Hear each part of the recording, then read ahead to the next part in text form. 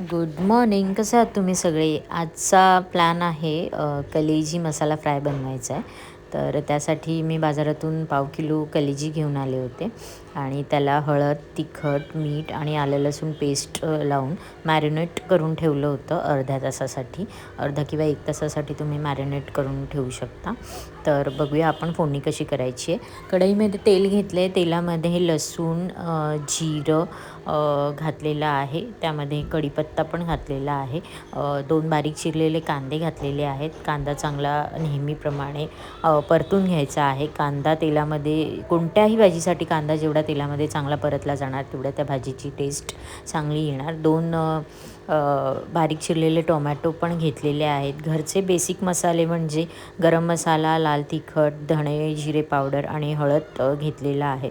फोडणी चांगली तेल सुटेपर्यंत परतली आहे. माझ्याकडे वाटप होतं कांदा खोबऱ्याचं सुकं, ते मी वाटप ॲड केलेलं आहे. आई रेसिपी बनवत आहेत. आईंच्या हातची ही रेसिपी आहे. हे मिश्रण चांगलं एकजीव करून घ्यायचं आहे आणि तेल सुटेपर्यंत आपल्याला तेलामध्ये परतायचं आहे. व्यवस्थितपणे कलर आलेला आहे छान.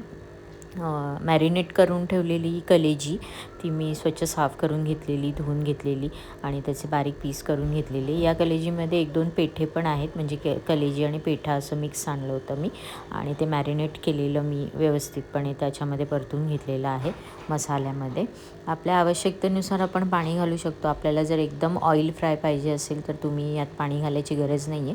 वाफेवर जेव्हा शिजवणार तेव्हा त्याला व्यवस्थित पाणी सुटतं आणि ती छान शिजते. कलेजी शिजायला काही वेळ नाही लागत. आम्ही थोडासा पाण्याचा वापर केला होता. आम्हाला जास्त ऑइल फ्राय नको हवं होतं त्यामुळे. आणि मस्तपैकी मी वाफेवर शिजू दिली आहे कलेजी. आणि कलेजी शिजायला जसं वेळ लागत नाही म्हणून आमची कलेजी लगेच झाली होती. मस्तपैकी तेल सुटलेलं आहे. हिरवी कोथिंबीर ताजी घातलेली आहे आणि अशा प्रकारे आमचं कलेजी मसाला फ्राय रेडी आहे.